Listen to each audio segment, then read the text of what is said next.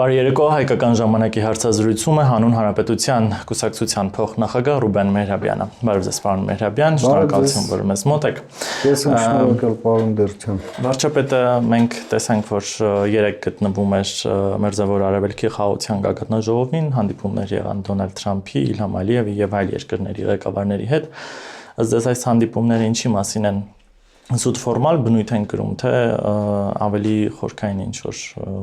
ենթատեքստ։ Նախ շատ կարևոր բան է տեղի ունեցել Շարմ էլ-Շեյխում։ Սա պատմական գագաթնաժողով է նվիրված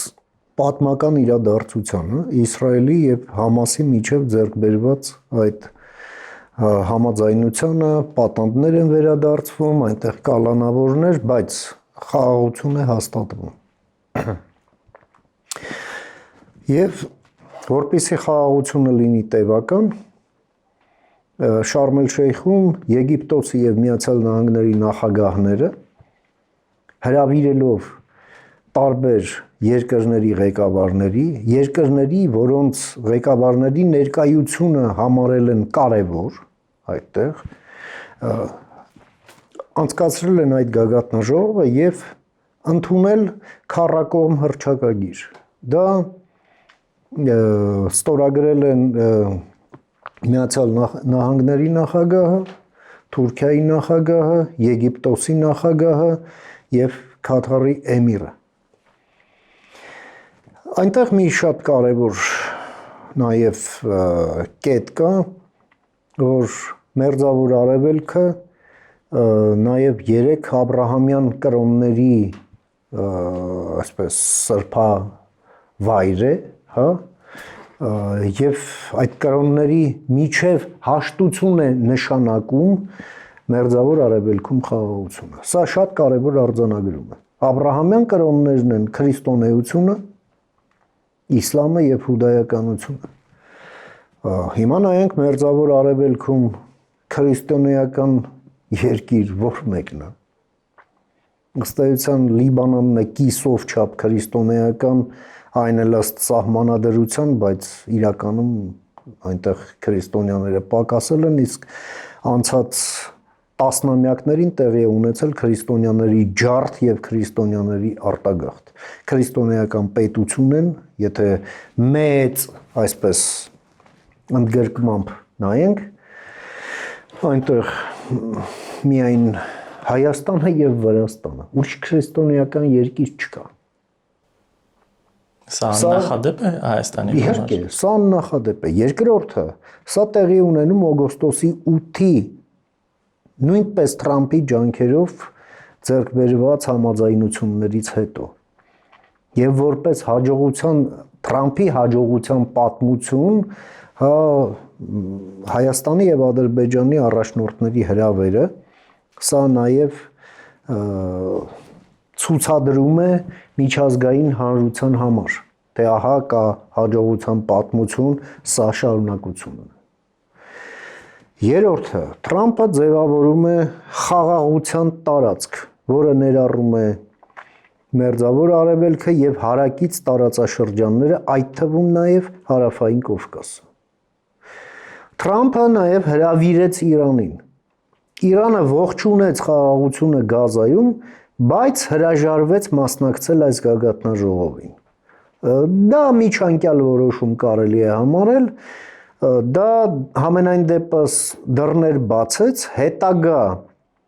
ամերիկա-իրանական բանակցությունների համար։ Սա նոր process-ի սկիզբ դրեց, այսինքն Գազայի գործոնը, Իսրայելի գործոնը, հա, մուսուլմանական գործոնը, հա, որ շեշտվում էր Իրանի կողմից,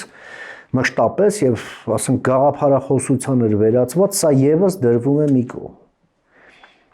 Երրորդը եւ չորրորդը, իսկ ով չկար այնտեղ չկային Ռուսաստանը եւ Չինաստանը։ Եվ սա նաեւ Հայաստանի եւ Ադրբեջանի առաջնորդների հրավերը ուղերձեր նաեւ Մոսկվային, որ իմ խաղաղության տիրույթը նաեւ տարածվում է այստեղ, որտեղ դու խաղից դուրս ես։ Նաեւ ուղերձեր Մոսկվային այն առումով, որ դու քո մասը աշխարհում խաղաղություն հաստատելու, չես կատարում։ Նույնը Չինաստանին։ Այսինքն դուք չեք հրավիրվում, որովհետև դուք պատերազմի շահառու եք, այլ ոչ թե խաղաղության։ Այստեղ հավաքված են խաղաղության ճարտարապետները, խաղաղության համար ջանք ներդրածները եւ խաղաղության ներկա եւ ապագա շահառուները, ովքեր իրենց ապագան պատկերացնում են խաղաղության պայմաններում, դուք դրա մեջ չեք մտնում։ Այսինքն Ռուսաստանին եւ Չինաստանին խաղից դուրս թողնելու։ Խաղից դուրս, այո, շատ ճիշտ է։ Խաղից դուրս, այդ թվում նաեւ մեր տարածաշրջանից։ Եվ այս ամենը նաեւ ուղեկցվում է նրանով, որ Միացյալ Նահանգներում ինտենսիվ աշխատանք է տարվում օգոստոսի 8-ի համաձայնությունները գետնի վրա իրագործելու ճանապարհին։ Պետդեպարտամենտում 2 ստորաբաժանում է աշխատում միայն Հայաստանի ուղղությամբ։ Մեկը առանձին թրիփի համար է աշխատում, եւ այդտեղ մենք շուտով նորություններ կունենանք։ Իսկ երկրորդը աշխատում է հայ-ամերիկյան այս հուշագրերի իրականացման վրա։ Ընդ որում այդ հուշագրերի իրականացումը պետդեպարտամենտում պատկերացնում են որպես պետություն մասնավոր գործընկերության մի ապագա պրոդուկտ, որը շատ կարևոր է եւ սա մի պրակտիկա է, որը զգալի չափով պակասել է մեզ։ Մենք ոնց ենք բիզնեսմենները պետությունից հեռու են պահում, իրենց ասում են շառից հեռու, հանգարց կիմանան ինչ ենք անում, կգան կտանեն մեզանից։ Պետությունն էլ բիզնեսին չի վստահում, որտեղ մտածում են, ասում են, դե սրանք էլ են կախ գլուխ ձևով տակից անում են, հարկ չեն վճարում։ Ու ստեղ դիսկոմունիկացիա է առաջանում։ Հայաստանը ըստ այդն այսօր շատ շահեկան դիրքում է, Ադրբեջանը եւս, եւ մենք տեսնում ենք, որ Միացյալ Նահանգները Ադրբեջանին էլ նաեւ ներգրավելով այս օպտիկայի մեջ եւ այս process-ների մեջ, հենց ավելի վաղ ասածս համատեքստում նաեւ այսպես փափուկ զսպման դերակատարում են վերցրել իրենց վրա։ Հավելյալ զսպման համար նաեւ մենք տեսնում ենք, որ Միացյալ Նահանգների կոնգրեսում հանրապետական կոնգրեսականները շրջանառության մեջ են դրել Peace Act կոչվող, ընդ որում peace-ը դա հապավում է, հա։ Ադրբեջանի նկատմամբ արագ հրատապ պատժամիջոցների մեխանիզմ ձևավորելով եւ այդ մեխանիզմի գործարկել չգործարկելու հարցը ամբողջությամբ դնելով պետքարտուղարի տրամադրության տակ։ Ընդ որում սա օրինագիծ է, որին դեմ է արտահայտվել դաշնակցության ազդեցության տակ գտնվող ANC-ի կազմակերպությունը, որը դեռ իներցիայով թյուրիմացաբար ազդեցություն է պահպանում կոնգրեսում, ամերիկյան կոնգրեսում թյուրիմացաբար եւ գործում է հակահայկական եւ հակահայաստանյան օրակարգերով։ Սրանք անհայրենիք ստահակներ են, որոնք միայն վնաս են տալիս Հայաստանի Հանրապետությանը, հայ ժողովրդին, նույնիսկ Ամերիկա հայերին։ Օրինագիծ են լոբինգ արել Կալիֆոռնիայում, որ հայերին հանել են սպիտակների շարքից։ Հա, and Caucasian, որ կա այդ սպիտակների շարքից հանել են եւ որ Middle Eastern են բանարել, մերձավոր արևելցի են սարքել, հա, միջդեռ աբսուրդ է սա, հասկանում եք։ Ու համարում են սա ինչ որ նվաճում։ Սրանք ուղղակի մուտանտներ են, ուրիշ ոչ մի բան։ Դուք կարծում եք դաշնակցությունը Միացյալ Նահանգներում այդքան ազդեցություն ունի, որ կարողանա ինչ որ հակակայել։ Դե քանի որ սփյուռքահայության մեջ ավելի ազդեցիկ կազմակերպված կառույց չկա եւ դեռ իներցիան էլ շարունակվում է, իրենք այդպես են դիրքավորվում, բայց մեծ հաշվով նրանք այլևս զրկվել են իրավունքից Ամերիկա հայությանը ներկայացնելու, հայ ժողովրդին ներկայացնելու, մանավանդ Հայաստանի շահերը ներկայացնելու համար։ Նրանք կրկնում եմ եւ ընդհանրապես հայ հեղափոխական դաշնակցություն այդ 3 բառից բառակապակցությունից 3-ն էլ սուտ է։ Հայ չի, հակահայ է, հեղափոխական չի, այլ հակահեղափոխական է եւ միայն սպասարկում է կայսերաֆաշիստական Ռուսաստանի շահերը եւ դաշնակցություն էլ չի, այլ դա մի աղանդ է, մի խումբ մարդկանց, ովքեր իրենց անձնական հարցերն են լուծում թքած ունենալով այն մարդկանց, ովքեր 120 տարվա գաղափարներին, որի նպատակն էր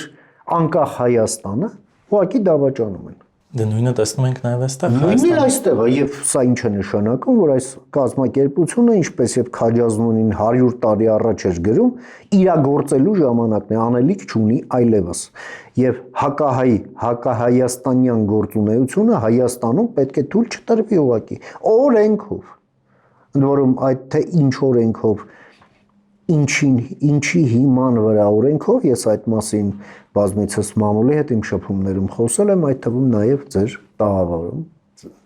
մեր նախորդ հանդիպման ժամանակ։ Պարոն Մերաբյան, օգոստոսի 8-ից հետո վարչապետ Փաշինյանի եւ Ալիևի հանդիպումները արևմտյան հարթակներում բավականին ակտիվացել են։ Մենք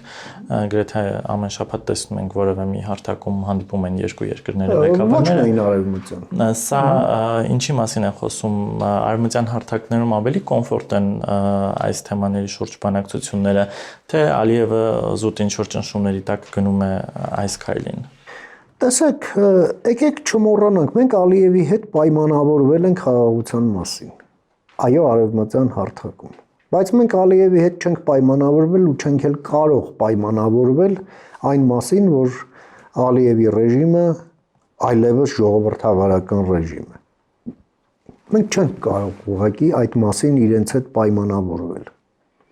Իսկ դա նշանակում է կոշտ ավտորիտար ռեժիմ, որը գտնվում է ցանկացած կոռուպցիայի մասին, մարդու իրավունքների մասին ռեյտինգների հատակում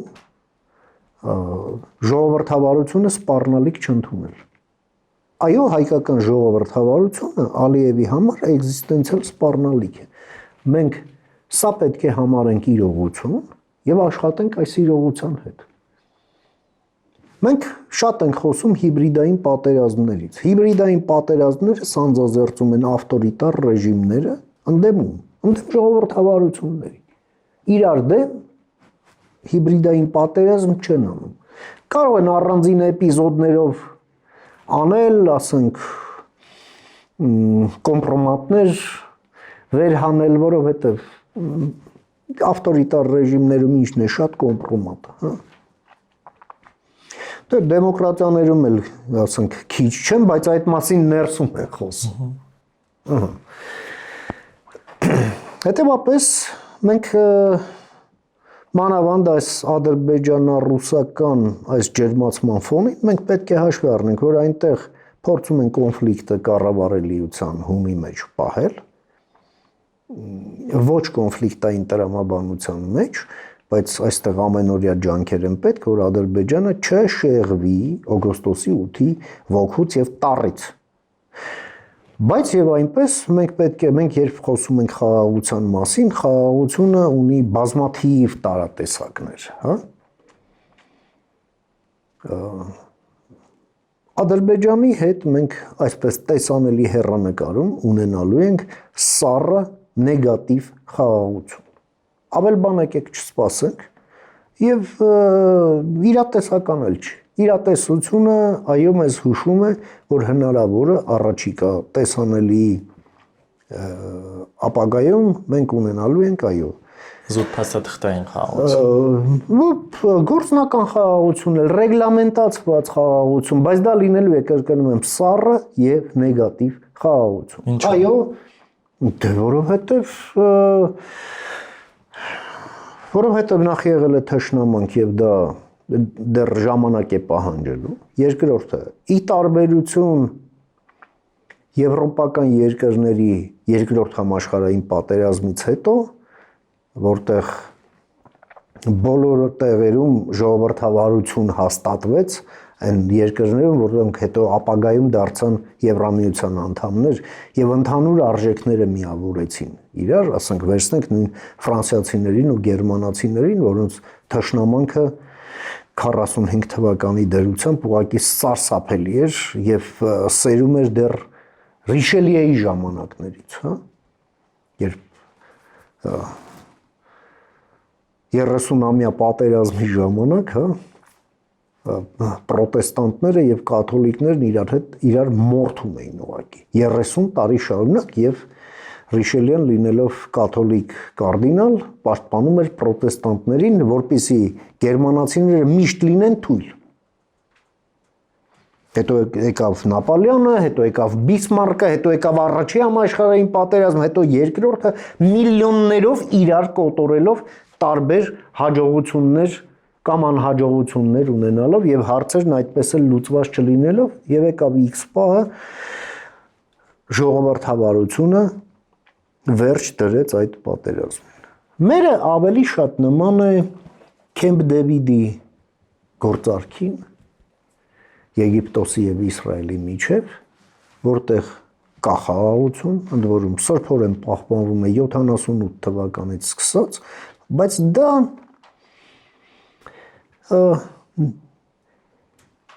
սառը եւ նեգատիվ խաղաղություն է։ Այո, կան դեսպանություններ։ Այո, կա փոխադարձ առևտուր։ Այո, տուրիստներ են գնում գալիս։ Այդ ամենը կա, բայց ասենք բարեկամություն դե չէ։ Հասարակության մեջ տաներում, ընտանիքներում այնտեղ չեն սիրում հրեաներին եւ չեն վստահում, այնտեղ նույնը եգիպտացիների նկատմամբ։ Պարոն Մերաբյան, շատ են քննարկումները, նաև շարժումները, որ Ալիևը կարող է ինչ-որ մի կետից հետ քայլ անել օգոստոսի 8-ի այսպես թղթից։ Եթե հնարավորություն տեսավ, այո, կարող է։ Դա է ուզում հարցնել, որ դեպքում կարող է այդ քայլը լինել եւ ինչի կտանի դա։ Դա կտանի նրան, որ արդեն էլի Ադրբեջանը կփորձի ուժեղի չակերտավոր իրավունքով խաղ թելադրել մեզ։ Իհարկե մենք պետք է չմոռանանք մենք որ տարածաշրջանում ենք ապրում, մեր հարևանները, ասենք Լյուքսեմբուրգը չի։ Մենք ապրում ենք պատմականորեն ծանր տարածաշրջանում, որտեղ չի կարելի թույլ լինել։ Թույլերին այստեղ այո ուտում են, ովքեր ուժեղները։ Հետ քայլը ինչից կարող է լինել։ Հետ քայլը կարող է լինել այն ժամանակ, երբ օգոստոսի 8-ի, այսպես ասենք, տերը մեկ էլ ձեռները լվանա այս ամեն ինչից։ Բայց այստեղ դուք եք նշում, որ Ամերիկայում հիմա խմբեր են աշխատում այդ ուղղությամբ գետնի վերաշխատել։ Երկրորդը այսօր Միացյալ Նահանգները, սա ոչ թե Թրամփն է, Թրամփի կմահաճույքն է, սա ինստիտուցիոնալ քայլ է արված, որովհետև այո մենք տեսնում ենք, որ ամերիկյան establishment-ը պատկերացնում է Միացյալ Նահանգների շահերը մեր տարածաշրջանում որպես տևական եւ երկարաժամկետ, սա մեջբերում է։ Հետևաբար ես դրա հավանականությունը համարում եմ զուտ տեսական։ Այս պահի դրությամբ։ Վաղը ինչ կլինի, մյուս օրը ինչ կլինի աշխարհում, հա, որոնք ասենք մեր հետ կապ չունեն։ Եվ եթե խարխլվեն միջազգային հարաբերությունները եւ այսպես ասենք այս համաձայնությունների, ինչպես այնտեղ գրած է, վկան, հա, լայն իմաստով զբաղված լինի արդեն այդ պահի դրությամբ իր համար ավելի կարևոր գործերը վերսա դնի մի կողմ, սա կարող է գայթակղություն ստեղծել ինչ որ պայմանավորվածությունների վրայից թռնել կոպիտ ասած։ Որպեսզի նման գայթակղություն չլինի, մենք էլ մեր մասը անելիքի պետք է անենք։ Ինչա պետք դրա համար։ Հայաստանը պետք է լինի դիմակայուն, ուժեղ եւ ուժեղ դաշնակիցներով։ Իդեպ այսօր տեղի է ունեցել մի շատ կարևոր իրադարձություն, ինչի վրա ուզում եմ ձեր եւ մեր հարգարժան հեռուստադիտողների ուշադրությունը հրավիրել, դա որ Մեծ Բրիտանիան հանել է 92 թվականից Եվ Ադրբեջանի եւ Հայաստանի։ Եվ Հայաստանի եւ Ադրբեջանի վրա դրված էմբարգոն զենքի, որովհետեւ Բրիտանիան սկզբունքորեն դեմ է եղել այս կոնֆլիկտին, պատերազմին եւ ելնելով այդ դիրքորոշումից զենքի բեռնարկելք է դրել թե մեկի, թե մյուսի նկատմամբ, չնայած Ադրբեջանում բազմամիլիարդանոց ուրեմն բիզնեսին, հա, Հայաստանում այդքան ներկայացում Բրիտանիան չի ունեցել, բայց եւ այնպես։ Այո, Բրիտանիան զենք չի ծախել Ադրբեջանին։ Ի տարբերություն Ռուսաստանի, որ հարձակողական զենք է ծախել Ադրբեջանին։ Ընդ որում մեզ էլ բացատրել է, որ սա միայն բիզնես է։ Իսկ տեղի կախականջներն էլ դա թարգմանում էին հայերեն եւ ասում էին, սա մեր դաշնակցի բիզնեսն է, ավելի լավը մեր դաշնակիցը տա, քան ուրիշը։ Մեզ էին ասում։ Ահա այն ինչ ունեցանք ընդհանուր բալանսում, հա, այսպես ասենք։ Հետևաբար Հայաստանը պետք է ունենա ուժեղ բանակ եւ այն համապարփակ պաշտպանության եւ անվտանգության համակարգը պետք է ինտենսիվորեն ներդրվի։ Բանակային ռեֆորմը պետք է իրականացվի տեսլականում ունենալով ամենաժամանակակից կազմակերպական ձևերը եւ ռազմական տեխնոլոգիաները եւ սպառազինությունը ձգտի դրան եւ օգտվի նաեւ այս հնարավորությունից, իսկ Բրիտանիան համարվում է աշխարհի ամենաառաջատար երկրներից մեկը այս իմաստով եւ սա ուղղակի արդեն պահանջված է, որ ռազմավարական գործընկերության շրջանակներում մենք ամենաինտենսիվ երկխոսությունն ունենանք նաեւ ռազմական համագործակցության հարցում բոլոր առումներով, ընդ որում սկսած մեթոդաբանությունից ամեն ինչ։ Այո, մենք նաեւ կարիք ունենք մեր համախոհ գործընկեր երկրների հետ հարաբերությունները բարձրացնել ռազմավարական դաշինքի մակարդակներում, ընդ որում դաշինք բառից ամբողջական իմաստով, որքան շատ, այնքան լավ, համախոհ երկրներ դրանք են, ում հետ մենք այս պահի դրությամբ արդեն ֆիքսել ենք նպատակների, շահերի եւ արժեքների ընդհանրություն։ Ուշադրություն դարձրեք այդ 3 պարամետրերից եւ ոչ մեկը չի բռնում Ռուսաստանի հետ։ Եվ բալանսավորումով խնդրում եմ մեզ չփորձեք տպավորել կամ զարմացնել։ Շատ լավ, պարոն Մերաբյան, գանք ներքաղաքական թեմաներին։ Սկսենք Քոչարյանի ասուլիսից, որտեղ մի շարք հայտարարություններ եղան, մասնավորապես Ռոբերտ Քոչարյանը հայտարարեց, որ մարտի 1-ի պատասխանատուն չի կարող ինքը լինել, դա ըստ էության գծելով Սերժ Սարգսյանի գրպանը, խոսեց Պողոս Պողոսյանի սպանության մասին, այս դեպքում էլ ասաց, որ Պրիվետ Ռոբ արտահայտությունը չէր կարող իրեն վիրավորել, որովհետև մայրն ու կինն են իրեն այդպես դիմում։ Հետո սպանությունը տեղի է ունեցել իր հեռանալուց 40 րոպե հետո, ինքն ինչ կապ ունի։ Շատ ցավալի է, որ նման մարդը 10 տարի չակերտավոր կառավարել է մեր երկիրը, դրա համար էլ մեր երկրի, ինչպես ժողովուրդն է ասում, 1-2 չի եղել։ Ինչ վերաբերում է մարտի 1-ի պատասխանատուն ինքը չէր։ Մարտի 1-ի դրությամբ Սերժ Սարգսյանը որևէ լիազորություններ չուներ։ Ամբողջ լիազորություններն ուներ ինքը, բացի դրանից ինքը ուներ շարժառիթ այդ մարտի 1-ն իրականացնելու 0038 հրամանը եղել է իր այդ լիիրավ լիազորությունների օրոք եւ հրամաններն էլ արձակվել են իր կառավարման օրոք։ Նա երբ որ ասում է կապ չունի, ուրեմն այլմոլորակայինները կապ ունեն այս ամենի հետ, հա, տենց է ստացվում։ Ռոբերտ Քոչարյանը թող չփորձի թյուրիմացության մեջ դնել մեր հասարակությանը, որին շատ դժվար է դնել թյուրիմացության մեջ ի սկզբանե։ Մարտի 1-ի հետ կապված մենք ունենք միեդի դատավճիռ, ոչ թե փորձագետի կարծիք կամ ինչ որ մի քաղաքացու կարծիք իմ եւ ձեր նման, որով պետությունը մեղավոր է ճանաչվել։ Դատավճիռ է, որը պարտադիր է մեր պետության համար։ Այդ դատավճիռը նաև դատավճիռ է Հայաստանի 17-ամյա անզորության, անճարակության, անշնորհքության, որից 10 տարին եղել է Սերժ Սարգսյանի ամբողջ այդ այսպես կոչված կառավարումը, իսկ 7 տարին եղել է հեղափոխական իշխանության օրոք։ Այսինքն նրանք ժառանգել են այս հարցում անզորությունը եւ անճարակությունը։ Կարևոր չեն պատճառները։ Հիմա կասեք COVID, այո, պատերազմ, այո, դատական ռեֆորմա ոտքին գցել, այո, քառակուսի իրավաբաններ բերել կողքները պահել, այո, խելոք իրավաբաններին չլսել, այո, Աղվան Հովսեփյանի այն պաչած դռների վրայից դա պահպանել բառիս լայն իմաստով, այո, բայց դրանք հետաքրքիր չեն, արդյունքը, որ մենք ունենք այդպիսի դատավճիռ եւ ունենք գնահատական, թե ինչ է եղել։ Հիշեցնեմ, ցույցերը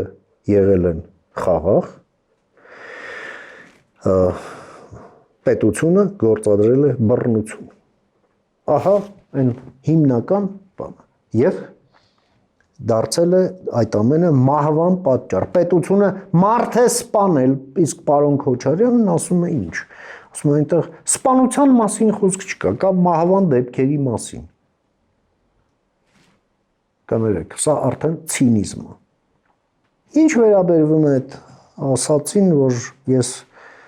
ինչ ա եղել, որ Պրիվեդրոբը չէ, որ պատճառը դարձել է։ Դե ուրեմն դրանից հետո են իրեն տանը սկսել պրիվետ ռոբ ասել կամ ռոբ ասել, մինչև այդ երևի ինքն իր հետ դուքով էր խոսում, թե անուն հայրանունով էր խոսում,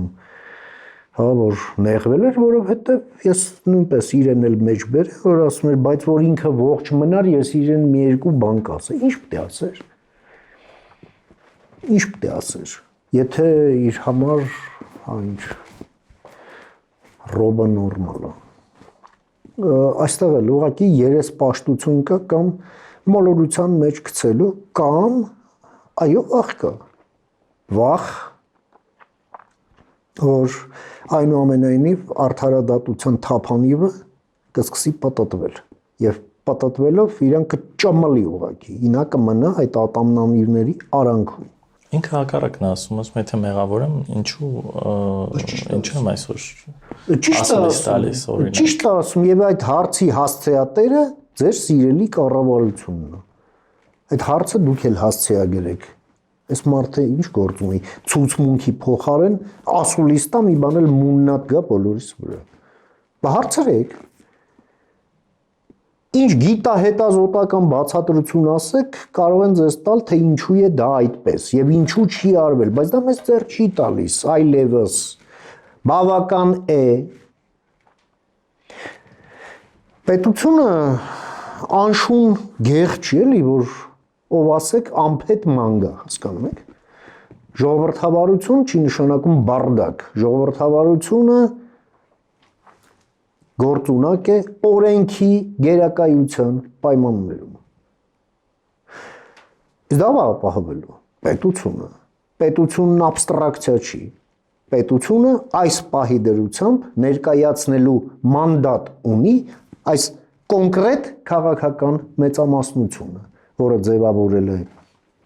որպես մեծամասնություն ներկա լինելով ազգային ժողովում, ձևավորում է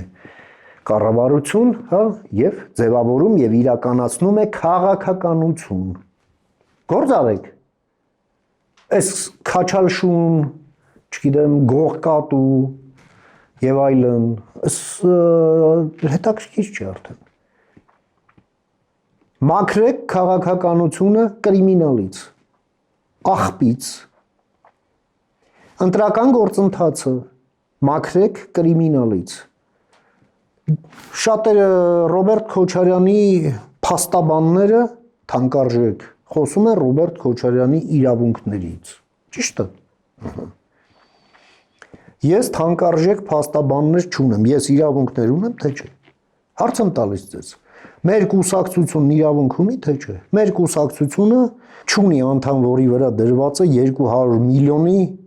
գույքի վարույթ։ 200 միլիոն դոլարի։ Գուցե դուք այնքան տաղանդավոր չեք ինչքան։ Հա, այդ մասով ես այդպես տաղանդներ չունեմ, չեմ էլ հավակնում ունենալու։ Բայց դուք փաստորեն ոչ թե դուք անձամբ էլի ձեր սիրելի կառավարությունը ինձ դնում է նույն հարթության վրա, ասում է դեմոկրատիա է, մրցի նրա հետ։ Երբ որ նա արդեն դուրս է գալիս, իբր բազմազան լրատվամիջոցներ, որոնք կառավարվում են մեկ վահանակից։ Միկրոֆոնների բազմազանություն։ Ինքն բան ասում էլի։ 3 ժամ ջուր։ Հəնել կեղտաջուր։ Նույնը մենք տեսնում ենք այն մեր ձևերով, ձեր ձևերով, չգիտեմ, Պուտինի ձևերով։ Նույն բաներն ենք տեսնում, նույն ծանծաղությունը, այսպես մի պատկեր, եւ մենք տեսնում ենք հետեւյալը, այսպիսի բազմազանության իլյուզիա ստեղծելով, շուտով նաեւ ի հայտ կգան քաղաքական ֆրիկները, հա, մեյմունները, պարզ հայերենով ասած, որոնք ուղղակի փչացնելու են եւ կրկեսի վերածեն ընդհանրապես քաղաքականությունը ինչի համար, մի շատ պարզ նպատակով, որ մարդիկ զզվեն քաղաքականությունից։ Պարոն Միրաբյան, Քոչարյանը նաև 26 թվականների ընտրությունների հայտ, այսպես ասած, ներկայացրեց, ասաց, որ ընդդիմադիր ուժ տեսնում են իրենց եւ մեր ձևով շարժման անդամներին։ Իրենք են տեսնում։ Դուք էլ որպես ընդդիմություն, ձեզ եւ ձեր ուժին Նախ դրանք ընդդիմություն չեն։ Այո, մենք կարիքը չունենք, որ ինքը մեզ նշի կամ չնշի։ Մեկն էլ լինի իրեն նշի, բայց ամբողջ հարցը հետեւյալն է, նա ոնց կարող է լինել ընտրական process-ի մաս։ Ոնց։ Մենք նոր ենք խոսում, չէ՞ նա պետքա ցուցմունք տա, ոչ թե ասուլիս։ Նա պետք է քննչական եւ դատական process-ին մասնակցի, այլ ոչ թե ընտրական process-ին։ Դատավճիռ կա, թե ինչու։ Ոչ թե ինքը մահաճույքն է։ Հասկանում եք։ Եվ հաջորդը, քանի որ մենք տեսնում ենք, որ ըստ այդ դատավճռի պետությունը մարդ է սպանել եւ հազարավոր մարդկանց էլ ռեպրեսիաների ենթարկել, որում տևական ժամանակ, դա էլ արդեն Սերժ Սարգսյանի օրոք է եղել, ընդամենը մարտի 1 ապրիլի 9-ից սկսած, նույն 2008-ից սկսած, Սերժ Սարգսյանն է պարտակել այս ամենը, եւ այդ ամենն ունեցել է քաղաքական, ավելի ճիշտ, պսևդո քաղաքական ֆասադ, որովհետեւ Հայաստանում ըստ այդմ պետությունը զավթվել է կազմակերպված քրեական խմբավորման կողմից եւ վերածվել հանցագործության գործիքի, ինչպիսի դանակն է, կացինն է, հրազենն է, ռումբն է։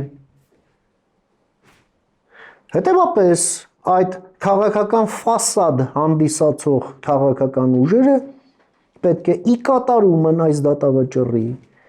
օրենքով պետք է լուծարվեն պետռեգիստրով։ Այդ անձինք, ովքեր ներգրաված են եղել այդ ամենի մեջ, պետք է ցմահ զրկվեն քաղաքական գործունեության իրավունքից, իրավաբանական ոլորտին վերաբերվող գործունեությունից, կրթական համակարգում գործունեությունից եւ հրապարակային ելույթ ունենալու իրավունքից։ Ցմահ նրանց քաղաքական իրավունքները պետք է օրենքով սահմանափակվեն, այնպես ինչպես եղավ Արևելյան Գերմանիայում Շտազիի դեպքում, երբ Գերմանիան վերամիավորվեց։ Այնպես ինչպես արեց Մոլդովան ռուսական պրոքսիների ճանապարհը փակելով, օրենք, որը փորձաքննություն է անցել Վենետիկի հանձնաժողովում,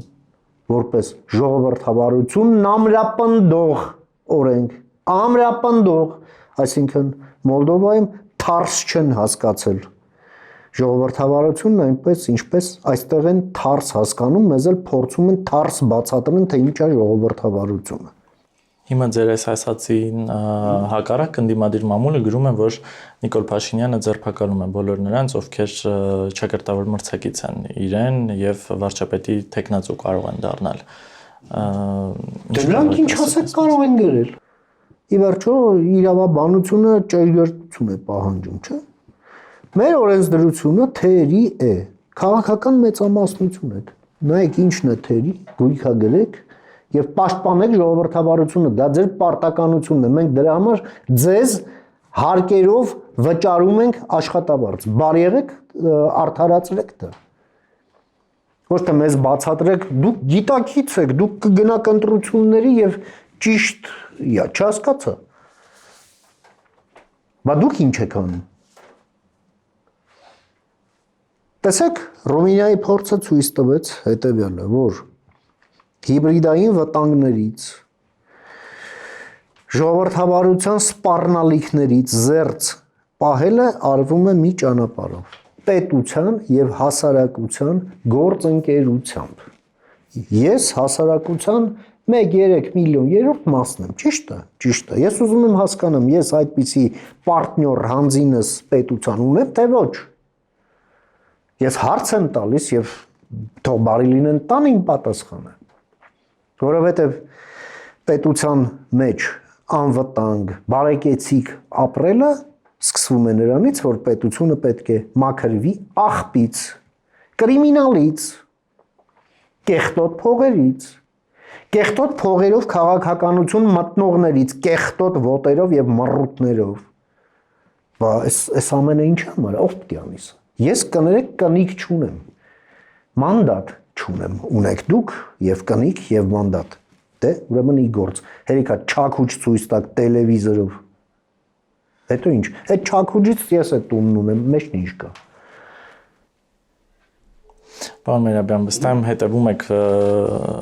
վերջին քաղաքական զարգացումներին, զուգավորումներին, ամեն օր տեսնում ենք, թե որ ուժի ինչ որ մեկին է միանում, մի քանիսը ես առանձնացրել եմ, մասնավորապես Ռոբերտ Քոչարյան, Նարեկ Կարապետյան, այստեղ տրիո է, նաև Էդմոն Մարուքյանը գուցե միանա իրենց, Արթուր Վանեցյանը Սամվել Բաբայանի հետ է ինչ որ բանակցությունների հետ, Լևոն Տեր-Պետրոսյանը գուցե Սերժ Սարգսյանի հետ գնա 26 թվականի ընտրություններին եւ Սուրենյանց Գագիկ Ծառուկյան։ Այս զուգավորումները ինչի մասին են խոսում։ Դες բրաունյան շարժումները, այսպես ասենք, նախընտրական պետք է փիլիսոփայորեն վերաբերվել, բայց ես էլ եմ ասում, այս թվացյալ բազմազանությունը շատ անհետաքրքիր է, որովհետև որքան էլ նրանք կարող են իրար դեմ բաներ խոսել, իրար կողմ բաներ խոսել, իրար հետ ընդհանրապես չխոսել, հա, իրար հետ սեղան չնստել, բայց Գյումրին ցույց տվեց, գալիս է X կաբինետից, հյուսիսից մի հրահանգ եւ բոլորը խելոք շարվում են, Ռավնյայս Սմիրնը, վերջ։ Նրանք եւ Հավսարն են պահում, եւ Զգաստը, եւ հետո Իգոր։ Նրանք ունեն մի խնդիր։ Ռուսներին մեկ է ինչ է լինելու 26 թվականի Հայաստանի վարչապետի անուն, հայրանուն, ազգանուն, ծննդյան թիվ, թե ծննդավայր։ Ռուսներին պետք է, որ Հայաստանը լինի թույլ, Հայաստանը լինի անգործունակ, Հայաստանը լինի անընդունակ օգոստոսի 8 իրականացնելու, որովհետև դա դաշտ է բացելու, վերաբանակցելու, բայց արդեն առանց Հայաստանի։ Ընդ որում Ալիևն էլ ամենևին էլ դեմ չի լինի նման հեռանկարի։ Սա իդեպ պետք է անպայման մեր հաշվարկների այդ հավասարումի մեջ եւս ներառվի։ Եվ մենք պետք է առիթ չտանք եւ գայթակղություն չստեղծենք Ալիևի նման հաշվարկների համար։ Մեր հաշվարկներում ներառելով այս գործոնը եւս եւ այո մենք պարտավոր ենք պաշտպանել օգոստոսի 8-ը։ Մենք պարտավոր ենք հնարավորություն չտալ օգոստոսի 8-ի թշնամիներին մեր վրա հարձակում գործել մեր ներսից։ Սա շատ կարևոր է։ Ընտրությունները հիմա են սկսվել եւ պետությունը պարտավոր է ընտրությունները պաշտպանել այսօրվանից, պատկերավոր ասած, մինչև քվեարկության պահը եւ քվեարկության արդյունքների իմի բերումը։ Հիմա է սկսում, որ ընտրությունը պետք է լինի ազատ եւ արդար։ Արդար չի, երբ որ դուք ինձ որպես կոնկուրենտ դնում եք ինչ-որ մի X սուբյեկտի, որի վրա $200 միլիոն գույքի վարույթ է դրված։ Չհասկացա։ Նա էլ պայքարում է հենց դրա համար։ Ու դուք ինձ ասում եք գնա մրցի։ Բա պետության պարտականությունը ո՞րն է։ Դատավճռով ֆիգուրանտը Եվրոպական դատարանի, որը պարտադիր է պետության համար։ Ձեր իրավաբանները քառակուսի հանեք մեր հարկերի հաշվին հերիքա վճարեք դրանց։ Բերեք իրավաբանների, որոնք ոչ թե ձեզ կբացատրեն, թե ինչու չի կարելի ոչինչ չանել, որովհետև իրենք պահպանողական իրավաբաններ են, հա? Աղվան Հովսեփյանի իրավաբանությունից սերված իրավաբաններ, այլ բերեք մարդկանց, ովքեր ձեզ կբացատրեն, թե ոնց կանեք եւ ոնց է պետք անել։ Գործ արեք եւ արդարացրեք այն հարկերը, որոնք ձեզ վճարում ենք։ Շնորհակալ։ Ես եմ շնորհակալ։ Զրուցում էի Հանուն Հանրապետության կուսակցության փոխնախագահ Ռուբեն Մերաբյանի հետ, կհանդիպենք։